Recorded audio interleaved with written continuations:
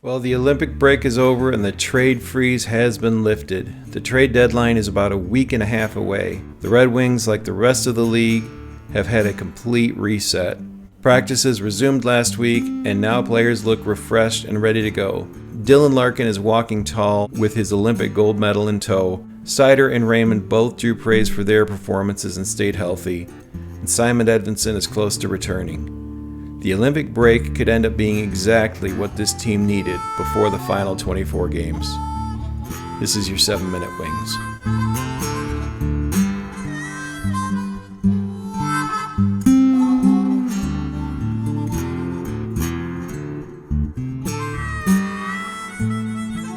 Welcome back to the Red Wings Report with Strings and Pucks. This is Jeremy Laura. If you haven't yet, please click the like button. And if you're not yet, please click subscribe. Join the channel for updates.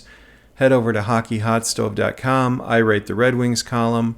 So you can see as the weather gets nicer, I'm going to be on screen a bit more. It's a much easier format. I'd been filming in the dark for the past couple of months, so this didn't really work. As we go forward, there's just a lot of news, so even today I'm not sure if I'll be able to stay within the 7-minute format. And on the trade front, Steve Yzerman's been working on deals all season long since last summer. So if something happens during the day, I may do an occasional update video. So I'm really not sure how things are going to pan out for the next couple of weeks while we head toward the trade deadline, but I'll just kind of take it as it goes. For today, I'm going to do my best to stay within the 7 minutes here. Some quick updates. The Griffins, they set a new league record going 47-2-1. They played their 50th game. They won it. Amadeus Lombardi made team history. So he played games 2 days in a row. 2 days in a row, he had the overtime winner. He's the third player, I believe, to have an overtime winner in consecutive games, but the first when the games were 1 day apart like that. So Lombardi's game is picking up. Really exciting to watch the team. And it looks like they're going to start getting some reinforcements. It was reported yesterday that Jesse Kiskinen will be heading over after his season finishes. I expect Carter Bear to join the team at the end of the season. Bear now has 63 points in 43 games, 31 goals, 32 assists.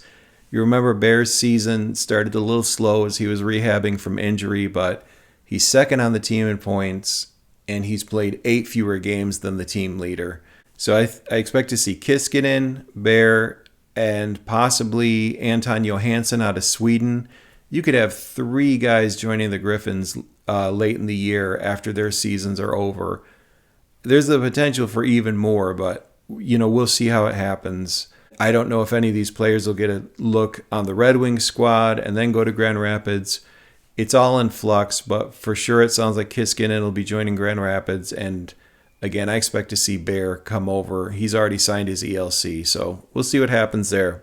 But the race to the playoffs for Grand Rapids could be really exciting. They've got a commanding lead in their division, 83 points with 22 games left. That's 3 more points than they had last season, and they made the playoffs. Once they tell you how many points it'll take to get into the playoffs this year, I expect the Griffins to lock in a playoff spot the second that's announced.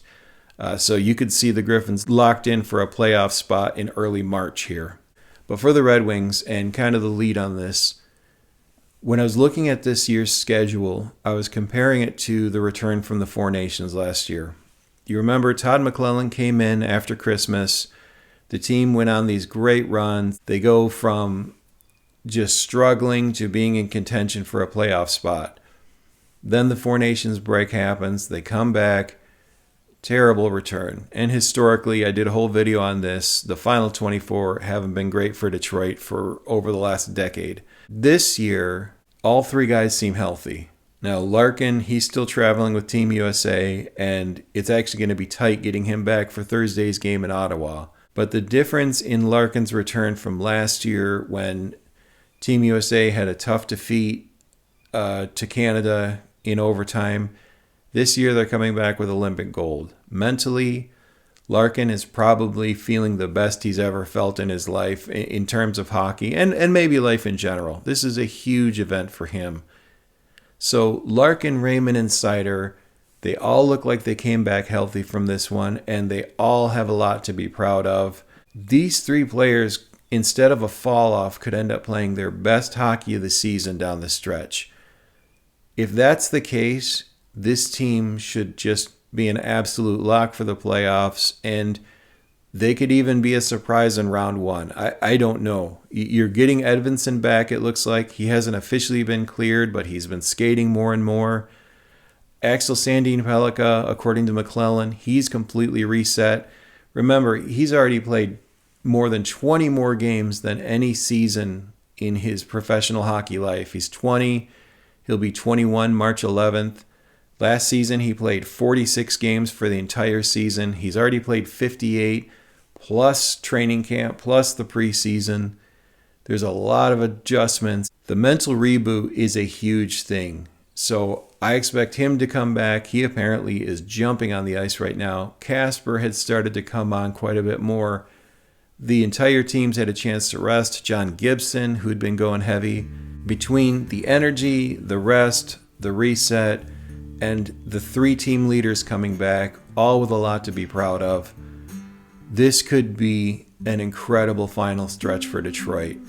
What early in the year looked like could have been something that could derail the season for the team, similar to what happened last year, it could end up being the best thing that could have happened to the team, especially with what Edvinsson went through having to get surgery and rehab.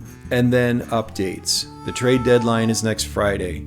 If anything happens during the day, I'll do a quick update video. So things are going to be a little strange for the next couple weeks. I'm really excited about what this team's going to do in the final 24. Instead of last season when they came back banged up from the Four Nations, the three team leaders look energized and ready to go. This was hopefully your 7-Minute Wings.